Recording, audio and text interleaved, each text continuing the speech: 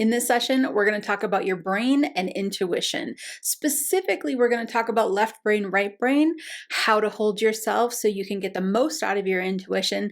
And I'm going to give you a really fun analogy that you'll probably remember moving forward from here. It'll help you out a lot when you're trying to get accurate messages. And if you're new to the channel, welcome. This channel is full of helpful videos specifically built to help you open up your intuitive channel, hone your intuition, and be able to use it on a daily basis for guidance on your life path. So please make sure to click subscribe, hit that notification button, and you'll get all future videos.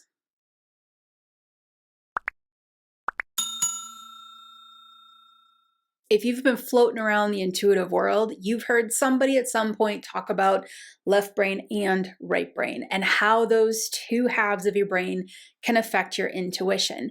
Today, I'm going to talk about what that is, kind of give you a basic outline, but then I'm going to go a little bit deeper and really get us thinking about the process, which will help you hold yourself in a stronger intuitive space.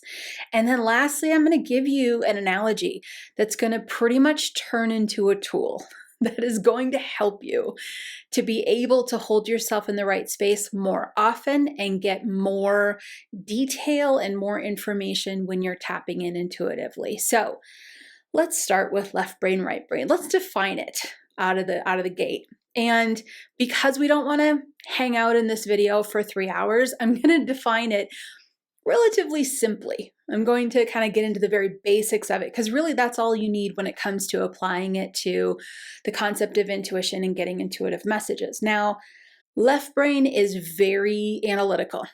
It's going to pick things apart. It's going to analyze language. It's going to evaluate visuals. It's going to try to put things together, organize, line up. And your right brain is much more creative. Your right brain will design things, create things, put things together that are very abstract. So take a memory, for example.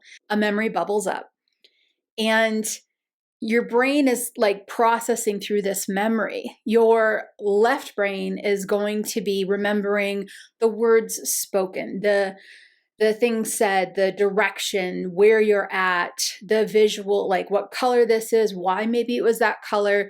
Your right brain is going to feel the memory. It's going to feel the essence of it, the drive behind it, the hollowness of it, or the fullness of it. Your right brain is much more flowing when it comes to sitting with something. And your left brain, it wants answers. It wants to know. Left brain says 1 + 1 is 2, and right brain says 1 can be a lot of different things.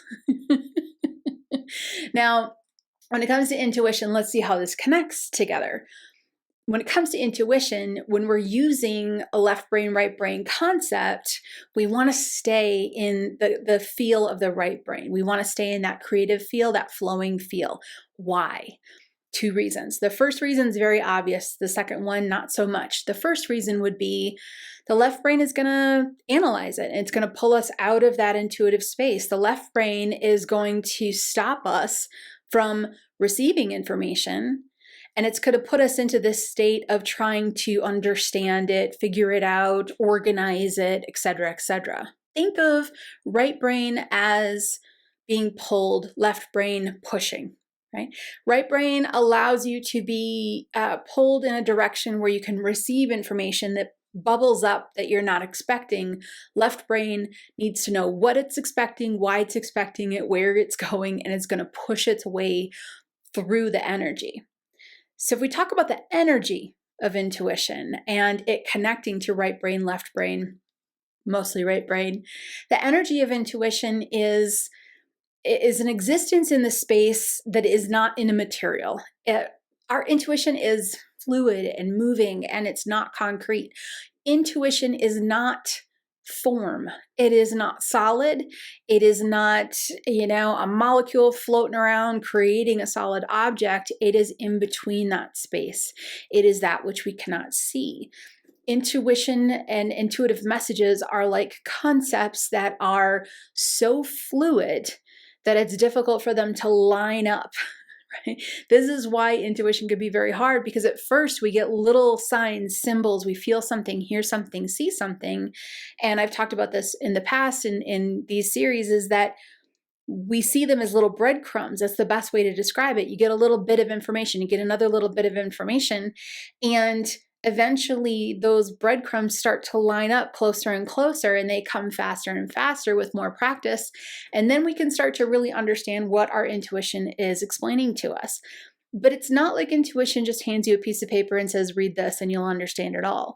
Intuition is you floating through different energies, connecting with different energies, and then trying to match the energy to an understanding or an object or a visual. And so the right brain is receiving this, and the left brain, it's participating a little bit. It is. It's participating and saying, I identify that image. I identify that word. I identify that smell.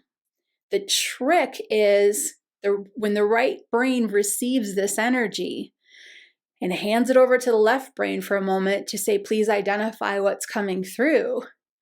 If the left brain doesn't hand it back over to the right brain to receive more information, we're going to get stuck in that left brain thinking. We're going to get stuck in I did see an image and it was a truck and it was a 1985 Dodge, right? And the left brain is just going to go, ooh, thank you, blah, blah, blah, blah, blah. And it's going to start kind of taking over the whole scenario. So the trick to thinking in concepts around left brain, right brain, the trick is really to allow it to come in, let yourself understand what the image is, but don't hold on too tightly to trying to figure it out, right? Just receive, receive, receive. The best intuition, you've probably heard me say this as well, is to just say what you see, feel, and hear. Make note of what you see, feel, and hear. When I say it that way and I align it to left brain, right brain, what I'm saying is let your right brain see, feel, and hear energy. Let your left brain just make note of it. Then let your right brain see, feel, and hear. Let your left brain make note of it. Consciously being in a space of I'm just receiving is the best space to be. That is where the purest form of intuition comes through. That left brain, the minute it starts lining it up, organizing it, we are now back in to logic, back into, the human side of it. And we've stepped out of that kind of spiritual flow of intuition and just allowing. Right brain allows, left brain figures it out. I'll say it again. Right brain allows, left brain figures it out. So your goal, if you want to think in terms of left brain and right brain, because this can be very helpful for some people when they're developing, your goal with your intuition is to acknowledge that, to say, okay, my right brain is where I just let my intuition flow through. Left brain, you can take notes. You can, identify, but you need to stay quiet. Your job is, as an intuitive, to get your left brain to stay quiet. It can see things, it can acknowledge things, it can make note of things that are coming through, but it can't pick them apart, can't analyze them, can't try to figure it out. Anytime you hear yourself saying, oh, well, let me think what this could be. I think it might be, well, maybe that's your left brain. When your right brain is fully flowing and intuition is flowing through it, it's going to sound a little more abstract. I'm seeing this truck, it's a Dodge, now it's going down the road, now it's floating in a body of water, I don't know why, right?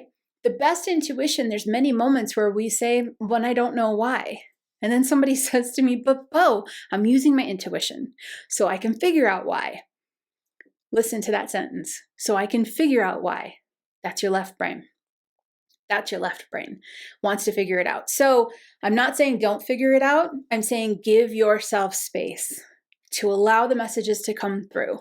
Make note of them, let them come through. Don't try to figure them out. Let it just be. Maybe record it in a journal. And then when you're done, then you can try to figure it out. Then you can sit down and say, okay, I'm no longer in this intuitive space. Now I'm in a very human space, and I can let my left brain just devour this.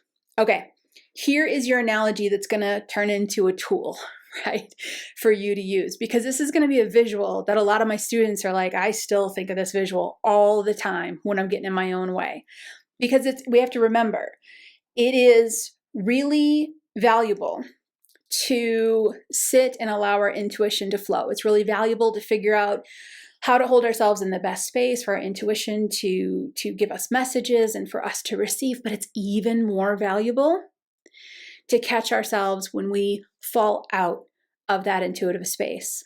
If you can start to do that, that is going to empower you to get back into your intuitive state more frequently with more conscious awareness, and you're going to get more detailed information. Now, here's your analogy.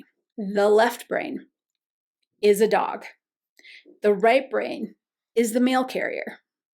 The right brain is the mail carrier delivering messages, delivering intuitive messages. They're in envelopes. You don't necessarily quite know what the mail carrier delivered. The envelope might give you some hints at first, and you might, see the stack of mail that the mail carrier is delivering, aka the intuitive messages.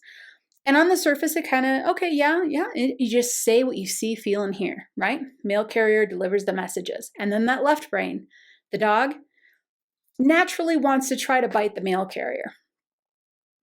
And your job is to train the dog to stay, to sit, leave the mail carrier alone, right? The dog can see the mail carrier coming. It can see the mail being delivered in the mailbox. It can wait for it. That's what we want to train the left brain to do, is just observe. That's great. Okay, you're there. I get it. Don't bite the mail carrier. Don't interrupt the flow of the delivery of the messages. So if you're struggling with your intuition one day, ask yourself, is my dog biting my mail carrier? Like, is the left brain getting in the way of the right brain? And even that simple acknowledgement, you'll see, you'll feel it. You'll have a moment of awareness where you're like, no way, got it. Okay, I can see. I am now aware of the moments that my left brain wants to take over and figure everything out. If you can catch that, if you can get back into your intuitive state, and then catch it again when it happens, get back into your intuitive state, that part of your intuitive training is going to move the needle big time. It's going to fast forward you big time. It's going to allow the intuitive breadcrumbs that are lining up to come with more frequency, more ease, and faster. And you'll start to get more clear messages and more fluid understanding. And by all means, when you're done, sit down, analyze it, journal it. Do whatever you want to do. But if you're going to sit down intuitively, tell the dog, sit, stay. I need to let the mail carrier deliver the messages. Figure out how that works best for you. That tool, it's a really, really good way to really ramp up your intuition. Give it a try. If you're starting out, you're like, I'm ready to enjoy the ride. If you're starting out, here's the question that I want you to start asking. This is a fantastic video to watch next.